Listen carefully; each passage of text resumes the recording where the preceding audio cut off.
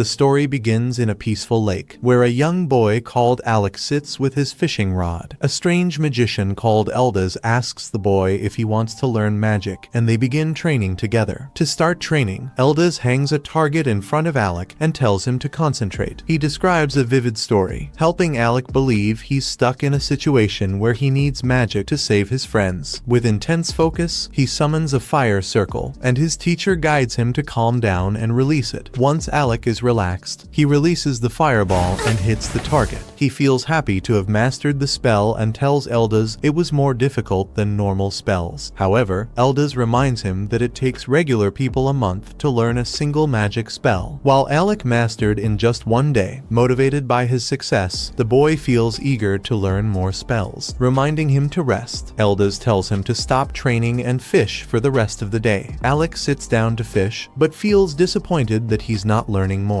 Eldaz tells him not to rush the process, saying that he'll naturally become a top magician because of his incredible talent. Surprised, Alec asks Eldaz if he even needs his teaching, but Eldaz remains silent. Suddenly, a large fish starts struggling on Eldaz's line, and he changes the topic. Amused by Eldaz's incompetence in fishing, Alec helps him catch the fish. Both of them pull hard, and they fall back down from their effort, having reeled in a flopping fish. Seeing the fruit of their effort, both teacher and student start laughing. The next day, Eldaz gives Alec a book to study magical formulas. Alec finds it difficult to understand it, so Eldaz starts teaching him the patterns in the formulae. Spend their days together. They study the intricate formulas until one day it starts snowing. Alec interrupts Eldaz's lesson and hits him with a snowflake, and they start having fun in a snow fight. However, their happiness is short-lived as Eldaz decides to leave for the capital in the summer. Alec feels sad that he won't see him again, and Eldaz warns him to never become a court magician.